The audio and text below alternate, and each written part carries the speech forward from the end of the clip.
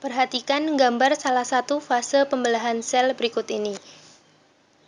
Proses yang terjadi pada fase tersebut adalah kita cermati pada gambar. Di sini kromosom telah menuju ke kutub masing-masing, kemudian adanya terlihat dua sel anakan dan juga adanya bidang pembelahan ini bersiap untuk proses sitokinesis atau pembagian sitoplasma. Selain itu juga sudah mulai terbentuk nukleolus dan juga membran inti. Sehingga fase ini merupakan fase telofase. Proses yang terjadi pada fase tersebut adalah, kita coba analisis dari opsi jawaban yang A, kromosom berderet di bidang pembelahan. Salah karena ini merupakan proses metafase. Kemudian B, penarikan kromosom ke kutub. Ini merupakan ciri dari telofase yang sesuai dengan gambar, sehingga jawabannya adalah B. Perhatikan soal berikut.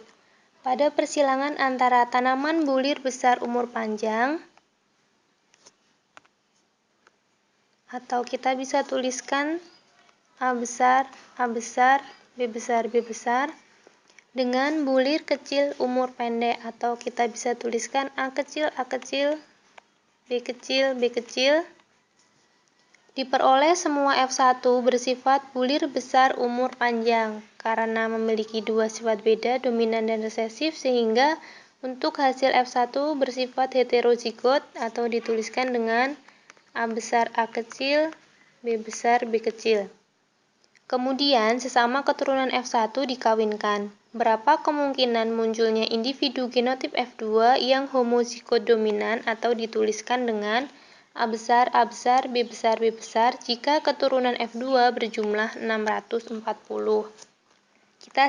Kita silangkan antara keturunan F1 yaitu A besar, A kecil, B besar, B kecil disilangkan dengan sesamanya.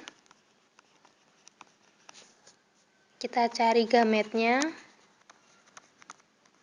Gametnya sama karena sifatnya sama, yaitu A besar, B besar, A kecil, B besar, A besar, B kecil, dan A kecil, B kecil. Kita silangkan menggunakan papan catur. Yang pertama, kita tuliskan gametnya.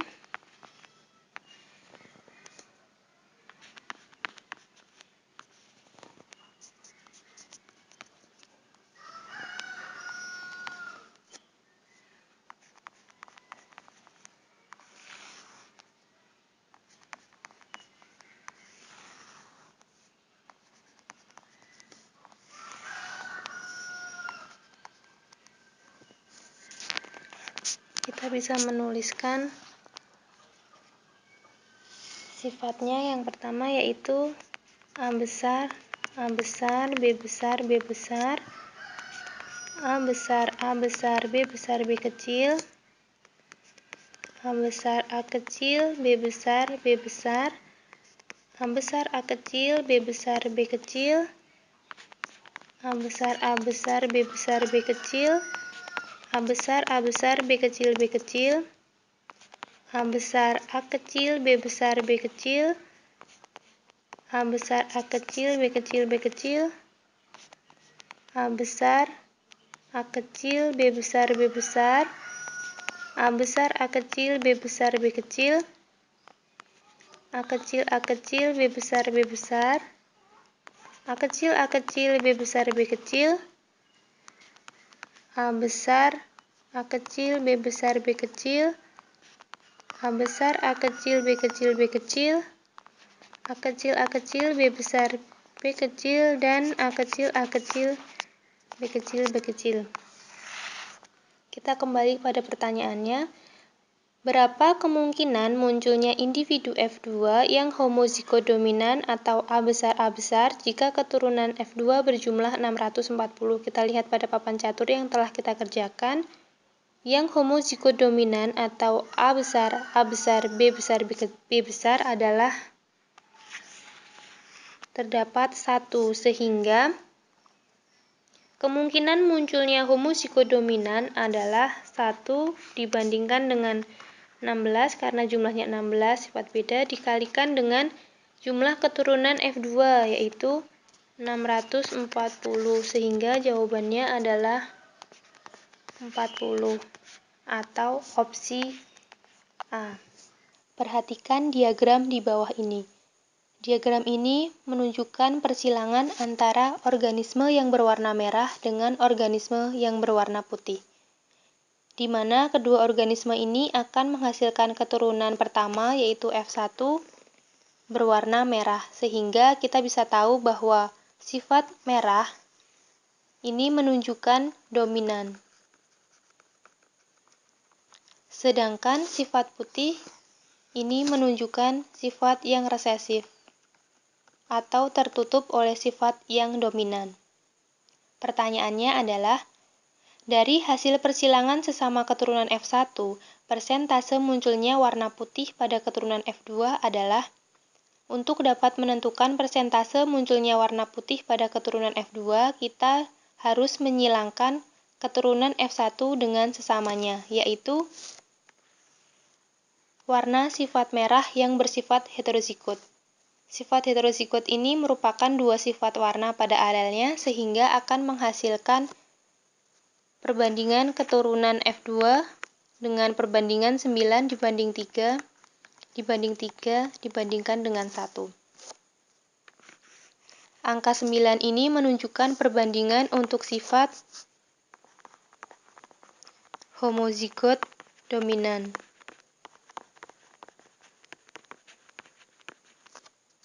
Angka 3 ini menunjukkan sifat heterozigot. Kemudian angka 1 ini menunjukkan sifat homozigot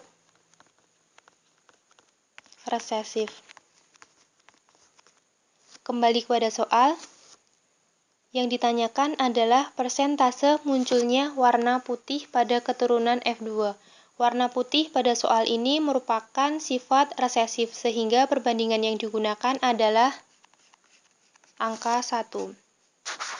Jumlah semua hasil F2 adalah 16, sehingga angka 1 ini dibandingkan dengan jumlah semua keturunan yaitu 16 dikalikan persentase 100%, sehingga jawabannya adalah 6,25%.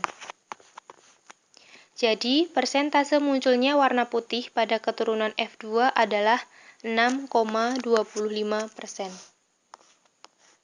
Perhatikan soal berikut. Seorang laki-laki normal menikah dengan wanita karier buta warna. Kita ingat kembali, sifat buta warna merupakan penyakit genetik yang diturunkan melalui kromosom X. Di sini dijelaskan bahwa wanita karier buta warna. Wanita karier buta warna ini adalah wanita normal, tetapi kromosomnya membawa sifat buta warna. Kita bisa lihat, seorang laki-laki normal akan menikah dengan wanita karier buta warna yang memiliki kromosom XXCB. Akan menghasilkan 4 orang anak. Yang pertama yaitu seorang anak perempuan normal karier, seorang anak perempuan normal, seorang anak laki-laki buta warna, dan seorang anak laki-laki normal. Pertanyaannya adalah, jika anak perempuannya normal menikah dengan laki-laki buta warna, kemungkinan fenotip anak yang lahir dari perkawinan tersebut adalah, kita silangkan antara anak perempuan yang normal, yaitu bergenotip XX, menikah dengan seorang laki-laki buta warna, yaitu XCBY. Kita lihat gametnya. Gametnya adalah X, ini adalah gametnya XCB dan Y. Kita silangkan antara keduanya, akan menghasilkan keturunan yaitu X, XCB, dan XY. XCB ini fenotipnya adalah wanita normal karier. Kemudian XY adalah seorang laki-laki normal. Sehingga kemungkinan fenotip anak yang lahir dari perkawinan tersebut adalah masing-masing mempunyai 1, sehingga perbandingannya adalah 50 dibanding 50. Untuk anak yang wanita normal karier dibandingkan dengan laki-laki normal, sehingga jawabannya adalah B. Perhatikan soal berikut. Perubahan pada makhluk hidup yang terjadi karena peristiwa trisomi pada kromosom nomor 21 sehingga susunan kromosomnya menjadi 45A plus XY atau 45A plus XX adalah. Untuk menjawab soal ini, kita bisa menganalisisnya dari opsi jawaban yang diberikan. Yang pertama yaitu opsi A, sindrom Down. Sindrom Down adalah kelainan genetis pada kromosom nomor 21, di mana pada kromosom ini, pada orang normal terbelah menjadi 2 atau yang biasa disebut dengan diploid, tetapi pada penderita sindrom Down ini, kromosom nomor 21 akan terbelah menjadi 3 atau biasa disebut dengan triploid, sehingga jumlah kromosomnya menjadi 47 kromosom.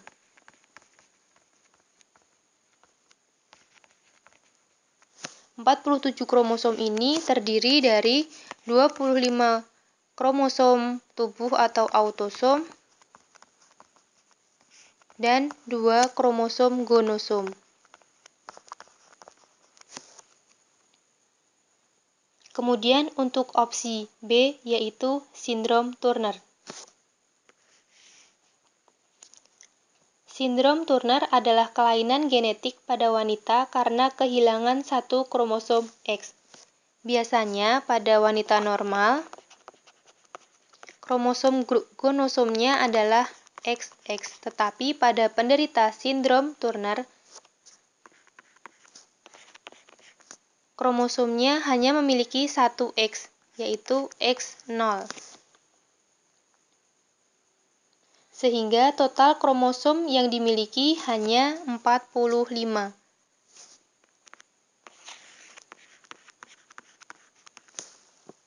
Kemudian yang C. Penyakit Philadelphia. Penyakit Philadelphia adalah penyakit yang disebabkan oleh pertumbuhan dan evolusi dari abnormal klon dari sel-sel yang mengandung penyusun kembali kromosom.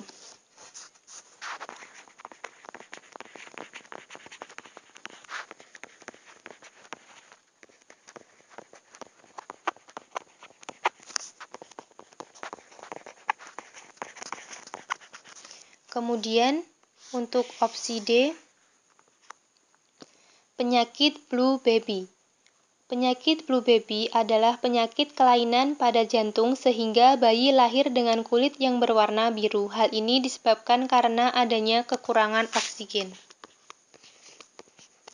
Kemudian untuk opsi E, sindrom Klinefelter. Sindrom Klinefelter adalah kelainan genetik pada laki-laki yang diakibatkan oleh kelebihan kromosom X. Sehingga untuk laki-laki normal, jumlah kromosomnya adalah 2 untuk gonosom yaitu XY, sedangkan untuk laki-laki yang memiliki sindrom Klinefelter memiliki 2 X yaitu XXY. Kita kembali kepada soal. Perubahan pada makhluk hidup yang terjadi karena peristiwa trisomi pada kromosom nomor 21 sehingga susunan kromosomnya menjadi 45A plus XY atau 45A plus XX adalah, kita bisa jumlahkan, ini berjumlah 47, sehingga sindrom yang memiliki jumlah kromosom 47 adalah sindrom Down.